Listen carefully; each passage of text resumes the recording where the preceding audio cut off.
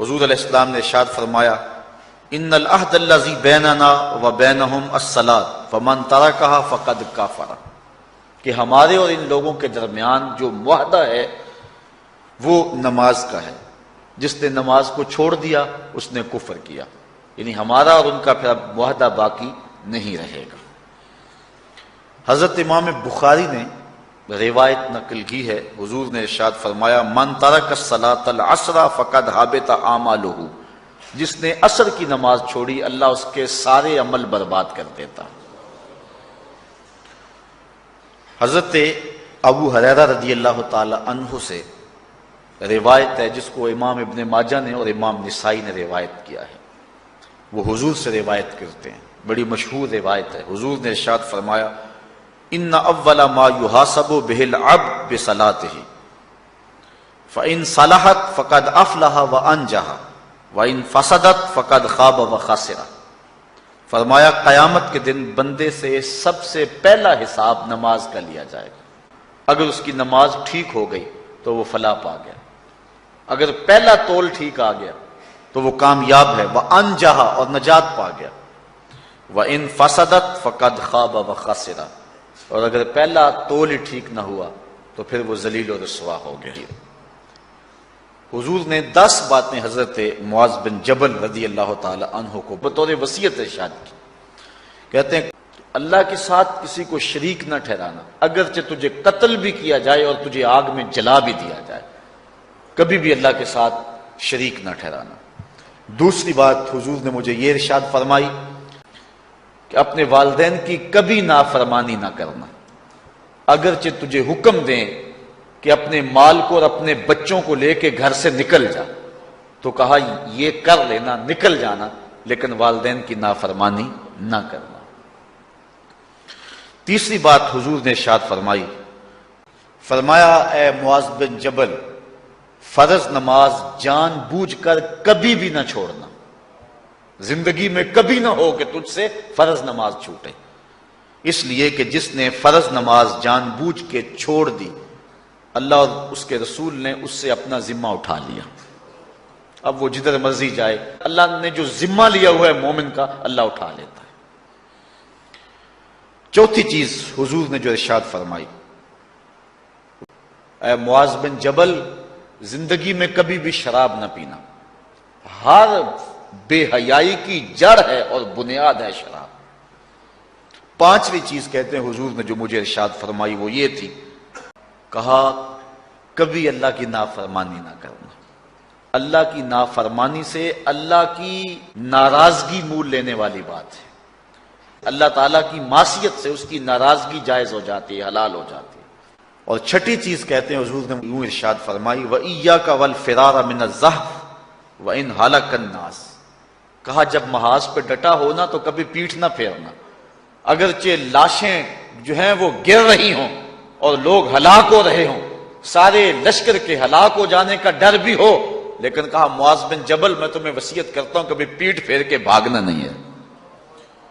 حضور نے کہتے ہیں مجھے جو 7ویں چیز ارشاد فرمائی وہ یہ تھی وَإِنْ أَصَابَ النَّاسَ مَوْتٌ فَاصْبُتْ، اگر تو کسی ایسے علاقے میں رہتا ہو جہاں موت آ جائے، کوئی بیماری آ جائے موت والی، تو علاقہ چھوڑ کے بھاگنا نہ، وہیں رہنا، تیری قسمت میں زندگی ہوئی تجھے کوئی موت دے نہیں سکتا، اور اگر موت تیرے لیے لکھی گئی ہے تو جہاں مرضی چلا جائے تو موت سے بچ نہیں سکتا، اس لیے ایسے مقام سے بھاگ کر نہ جانا، وہیں ڈٹے رہنا اور وہیں رکے رہنا۔ 8ویں چیز کہتے ہیں حضور نے مجھے ارشاد فرمائی وَأَنفِقْ عَلَىٰ أَهْلِكَ مِن طَوْلِكَ، کہا اللہ نے تجھے جو وسعت دی ہے، تجھے جو مال دیا ہے، اس کو اپنی اولاد پر کھل کے خرچ کرنا، اپنی اولاد سے بخل نہ کرنا، اولاد کے معاملے کے اندر جہاں ان کی ضرورت ہو اس کو کھل کے پورا کرنا ہے۔ اور حضور نے 9ویں بات جو ارشاد فرمائی وہ یہ تھی وَلَا تَرْفَعْ عَنْهُمْ عَصَاكَ أَدَبًا، اپنی اولاد کو ادب سکھانے کے لیے ڈنڈا نہ چھوڑنا، عصا ہمیشہ لٹکا کے رکھنا، کوڑا باندھ کے رکھنا۔ اور 10ویں چیز کہتے ہیں حضور نے جو مجھے ارشاد فرمائی وَأَخْفِهِمْ فِي اللَّهِ، اپنی اولاد کے دل میں اللہ کا خوف ڈالتے رہنا، اللہ کا ڈر پیدا کرنا اپنی اولاد کے اندر. تو نے اپنی اولاد کو یونیورسٹی اور کالجوں تک پہنچایا، بیرون ملک سے بھی تعلیم دلوائی، لیکن اللہ کا خوف نہ سکھایا. اللہ کا خوف سکھانا اپنی اولاد کو، ایسے لوگوں کی صحبت میں بٹھانا جن کی صحبت میں بیٹھ کر اللہ کا خوف پیدا ہو جائے. ان کو ایسی کتابیں لا کے دینا کہ جن سے خشیت الہی ان کے سینے میں پیدا ہو. اگر تو نے سب کچھ دے دیا، عالی نسب بنگلے دے دی اپنی اولاد کو، تو نے جو ہے وہ بہت اچھی تعلیم دلوا دی اپنی اولاد کو، دنیاوی سوسائٹی کے اندر ان کا وقار بہت بلند ہو گیا، تو نے سب کچھ دے دیا اپنی اولاد کو، اللہ کا خوف نہیں دیا تو کچھ بھی نہیں دیا. تو حضور نے جو 10ویں وصیت حضرت معاذ بن جبل کو کی وہ یہ ہے کہ انہیں اللہ سے ڈراتے رہنا، اللہ تعالیٰ کا خوف، ان کی خشیت ان کے سینے میں پیدا کرنا. اللہ اکبر. حضور کا ایک اور فرمان سنیے. حضور نے فرمایا کہ جو شخص نماز چھوڑتا ہے، ایک طویل حدیث ہے جس کا یہ حصہ ہے، وَقَانَ يَوْمَ الْقِيَامَةِ مَعَ قَارُونَ وَفِرْعَوْنَ وَحَامَانَ وَأُبَيِّ بْنِ خَلَف. جو نماز ترک کرتا ہے قیامت کے دن قارون کے ساتھ، فرعون کے ساتھ، حامان کے ساتھ اور ابی ابن خلف کے ساتھ کھڑا کر دیا جائے گا. جس صف میں اللہ کے دشمن کھڑے ہوئے ہوں گے، بے نوازی کو بھی اس صف میں کھڑا کر دیا جائے گا. کتنی رسوائی ہے، کتنی ذلت ہے.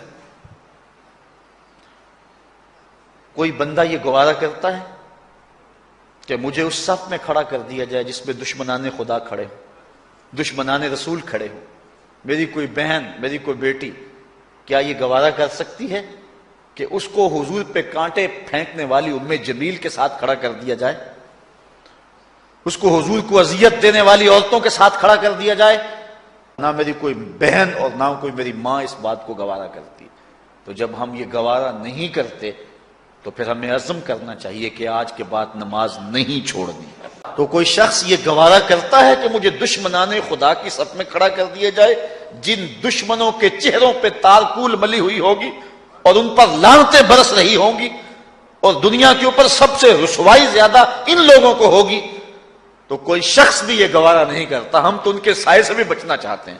میرے مالک ہمارا حشر ان کے ساتھ نہ کرنا، ہمارا حشر تو ابو بکر و عمر کے ساتھ کرنا، ہمارا حشر تو عثمان غنی کے ساتھ کر دینا، ہمارا حشر تو مولا کائنات کے ساتھ کر دینا. مالک ہمارا حشر بریلی کے امام احمد رضا کے ساتھ کر دینا، ہمارا حشر امام غزالی کے ساتھ کر دینا، بلال حبشی کے ساتھ کر دینا. ہماری آرزویں تو یہ ہیں، ہماری تمنائیں تو یہ ہیں. ہم تو کہتے ہیں مولا کل قیامت کے دن اٹھیں تو داتا کے قدموں میں اٹھیں، خواجہ اجمیری کی چوکھٹ سے اٹھیں. ہم اٹھے تو شاہ نقشبند بخاری کا جلوس آگے ہو، ہم اس جلوس کے ساتھ شامل ہوں. خواجہ معین الدین چشتی کی غلامی میں اٹھے، ہم حضرت غوث اعظم کی نوکری میں اٹھیں، حضرت شیخ شہاب الدین کی نوکری میں اٹھیں. تو ہماری آرزویں تو یہ ہیں، ہماری تمنائیں تو یہ ہیں. لیکن اگر ہم یہ چاہتے ہیں کہ ہم ان لوگوں کے ساتھ اٹھیں تو پھر ایک نماز بھی ترک نہیں کرنا ہوگی. اور اگر نماز ترک ہو گئی تو کتنی بڑی سزا ہے، کتنی بڑی رسوائی ہے، کتنی بڑی ذلت ہے. اور یہ آپ کے رسول کا فرمان ہے. اللہ اکبر. کہ قیامت کے دن وہ شخص جو نماز نہیں پڑھتا، قیامت کے دن اس کو دشمنان خدا کی صف میں کھڑا کر دیا جائے گا. یہ ہو نہیں سکتا کہ ہم نے یہ حدیث سن لی اور اب نماز قصدن چھوڑیں. آج عزم کر کے اٹھیں. اور اولاد نہیں آئی، بیٹیاں نہیں آئیں، گھر والے نہیں آئے، لیکن جا کے اس بات کو گھر میں نافذ کرنا ہے، اس کو حکمن نافذ کرنا ہے گھر کے اندر. ہمارا گھر ہو رسول اللہ کی امتی کا اور گھر میں کوئی بے نماز ہو، یہ حکم دینا ہے. وَأْمُرْ أَهْلَكَ بِالصَّلَاةِ. فرمایا اپنے گھر والوں کو نماز کا حکم دو. اس گھر میں نحوست ہوتی ہے جس گھر میں بے نمازی ہوتے ہیں. اس لیے آج ہم یہاں سے عزم کر کے جانا ہے کہ آج کے بعد ہم نماز نہیں چھوڑیں گے.